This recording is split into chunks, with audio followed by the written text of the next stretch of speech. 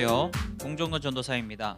이번 영상은 2021년 상반기 수련의 두 번째 교육 영상입니다. 첫 번째는 일주일 전에 업로드 되었고요. 혹시 이전 영상을 시청하지 않으신 분들은 그것을 먼저 보시기를 당부드립니다.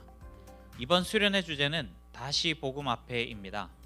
베드로전서 1장 24절에서 25절 말씀을 기초로 복음의 핵심인 예수님의 일생에 관해 살펴보므로 우리를 향한 하나님의 사랑을 깨닫고 지금 교회가 처한 위기를 극복해 나갈 수 있는 길을 찾고자 합니다. 수련의 일정에 관해 간단히 설명을 드립니다. 온라인으로 2주 그리고 오프라인 1주로 일정을 구성해 보았습니다. 2월 20일, 27일 두 번의 토요일 동안은 주제와 관련한 교육 영상을 유튜브로 제공하고요. 3월 6일 토요일에는 오후 3시부터 9시까지 오프라인 수련회를 계획하였습니다. 하지만 코로나 전파 상황에 따라 온라인으로 대체될 경우 비슷한 일정과 내용으로 온라인 수련회를 진행하도록 하겠습니다.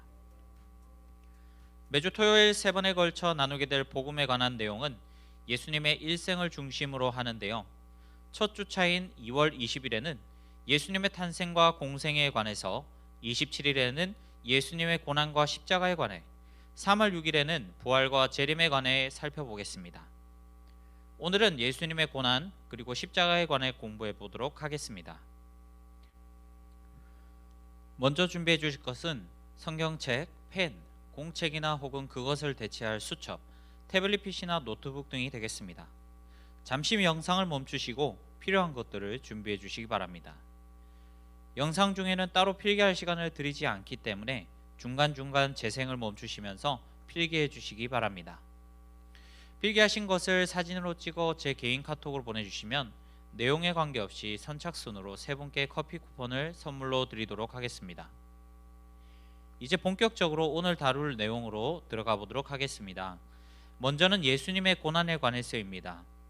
우리가 대부분의 예배에서 암송하는 사도신경은 우리의 신앙을 정립하고 잘못된 가르침으로부터 보호하는 기독교 교리의 핵심을 모아놓은 것입니다. 그 안에는 예수님 외에 다른 인물이 딱 한 명 나오는데요. 그는 바로 본디오 빌라도입니다. 지난 시간 성령으로 잉태되어 동정녀 마리아에게서 나신 예수님에 관해 이야기를 나눴었는데요. 그리고 이 빌라도의 이름과 함께 예수님께서 고난을 받으셨다는 내용이 이어집니다. 우리 함께 사도신경 일부분을 읽어볼까요? 시작. 본디오 빌라도에게 고난을 받으사. 네, 본디오 빌라도는 예수님께서 공생의 활동을 하실 때 당시 그 배경이 되는 팔레스타인 지역을 다스리던 로마 총독이었습니다. 예수님을 미워하던 유대인들은 새벽에 그분을 붙잡아서 대제사장에게 갔다가 로마 총독에게 보내 죽임을 당하게 하려고 하였는데요. 그 과정에서 예수님께서는 십자가에 달리시기 전 뺨을 맞고 침뱉음을 당하고 조롱을 받으며 채찍을 맞아 상처에 뼈가 드러날 만큼 심한 고난을 받으셨습니다. 그런데 이상한 것은 예수님께서 당하신 그 고난은 본디오 빌라도도 관여하긴 했지만 유대인들이 예수님을 붙잡지 않았다면, 그리고 그들이 빌라도에게 예수님을 넘기지 않았더라면 일어나지 않았을 일들이죠. 게다가 어떻게든 예수님을 죽이려고 했던 유대인들과는 달리 이 빌라도는 예수님이 아무런 죄가 없다는 것을 알고 어떻게든 석방해 보려고 시도하기까지 했던 사람이었습니다. 빌라도의 아내 또한 그에게 예수님을 놓아줄 것을 요청하기도 했었기 때문에 빌라도는 죄 없는 사람을 처벌하지 않기 위해 많은 고민을 했습니다. 하지만 빌라도는 로마의 총독이었고 자신이 관할하는 지역의 사람들과 분란을 일으키지 않아야 할 입장에 처해 있었습니다. 이미 팔레스타인 지역은 로마에 대한 반란이 계속해서 일어나고 있었기 때문에 로마 황제는 빌라도를 파견하면서 더 이상 문제가 일어나지 않도록 할 것을 특별히 지시했었습니다.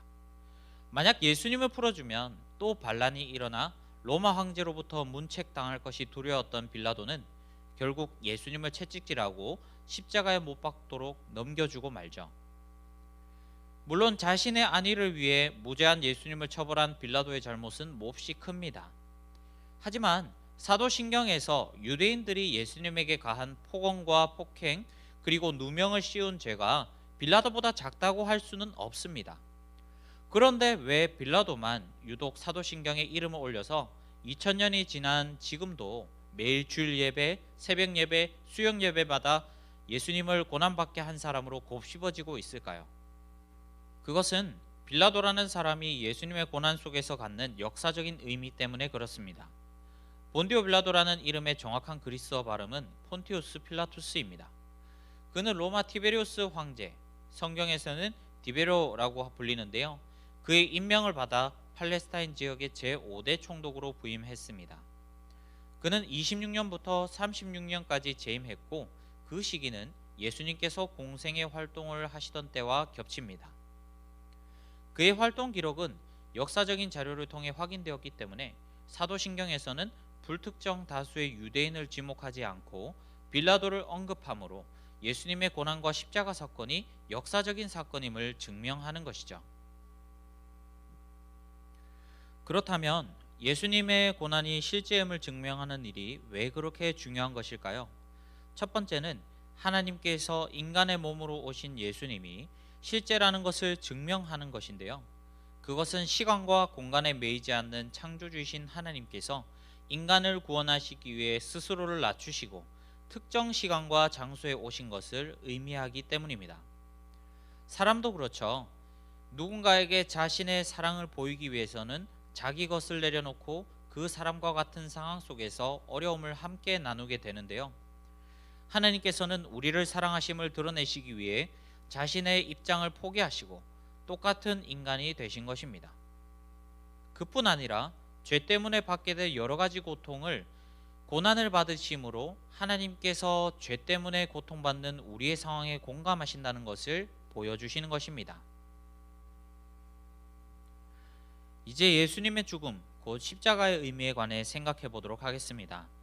사도신경에서는 빌라도에게 고난을 받으신 이후 십자가에 못 박혀 죽으셨다고 말하고 있는데요. 유대인들이 예수님을 붙잡아 빌라도에게 넘기면서 요구했던 형벌이 바로 십자가였습니다. 그 이유는 무엇일까요? 당시 십자가형이라는 것은 로마 제국이 로마 시민권자가 아닌 범죄자들을 처벌함에 있어서 선택하는 가장 가혹한 사형 방법이었습니다. 십자가형은 신체적으로도 가장 고통스럽고 모두가 보는 앞에서 나무 위에 장시간 매달려 있기 때문에 가장 수치스러운 형벌이었습니다. 그렇다면 유대인들은 예수님에게 최대의 고통과 수치를 주기 위하여 십자가형을 요구한 것일까요? 그렇지 않습니다. 신명기 21장 23절에 보면 나무에 달린 자는 하나님께 저주를 받았다라고 합니다. 예수님은 자신을 하나님께서 보내신 그리스도라고 늘 말씀하셨고 사람들은 그것을 믿고 따랐습니다. 유대인의 지도자들은 예수님이 자신을 그리스도라 자처하는 것이 신성모독이라고 생각했고 또한 그에게 집중되는 사람들의 관심 또한 질투가 났습니다. 그래서 십자가에 예수님을 못 박으면 율법에 따라 저주받은 자로 확정할 수 있기 때문에 굳이 그 많은 형벌 중에 십자가형을 요구한 것이죠. 십자가에 달려 돌아가시자 이방인들은 예수님이 대죄인이라고 생각했고 유대인들은 그가 그리스도가 아니었으며 하나님의 저주를 받았다고 생각했습니다. 하지만 예수님은 사흘 만에 부활하셨죠. 하나님께서 그를 다시 살리셔서 예수님이 저주받은 자가 아니라 정말로 하나님께서 보내신 그리스도였음이 확인된 것입니다. 그렇다면 예수님께서는 죄인도 아니며 하나님께서 보내신 구원자 그리스도인데 왜 십자가에서 죽으셨을까요? 그것은 예수님에게 있어서 십자가는 죄인인 우리를 대신해서 죄에 대한 하나님의 심판을 경험하는 것이었기 때문입니다. 로마서 6장 23절에 죄의 대가는 사망이라고 말씀하고 있습니다. 모든 사람은 하나님 앞에서 그 죄의 대가를 자신의 죽음으로 치러야 합니다. 그리고 예수님은 이 죄인들의 죽음을 대신하여 십자가를 지신 것이죠. 두 번째 이유는 죄 때문에 하나님과 사람 사이에 끊어진 관계를 회복시키기 위해서입니다.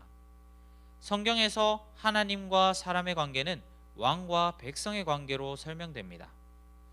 구약 성경에서 하나님은 이스라엘 민족을 자기 백성으로 삼으시기 위해 언약 계약을 맺으십니다.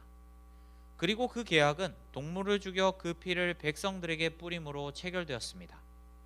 예수님께서는 십자가에 달려 죽으시기 전 밤에 제자들과 식사하시면서 포도주를 나눠주시고 그것을 너희를 위해 흘리는 언약의 피다라고 말씀하셨습니다.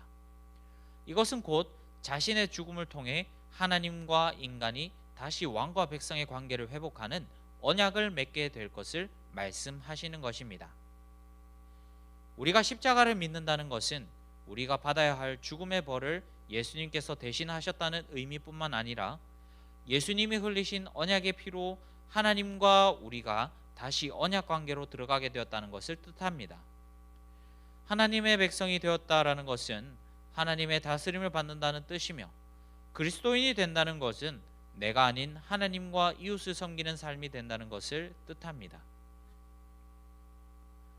이러한 각도에서 볼 때 예수님을 믿는 우리의 믿음은 건강한지 한번 점검해 보았으면 좋겠습니다. 제가 오늘 준비한 내용은 여기까지입니다. 모두 시청해 주셔서 감사드리고요. 앞으로 남은 수련회 일정에도 적극 참여해 주시기를 부탁드립니다. 모두 평안하시기 바랍니다.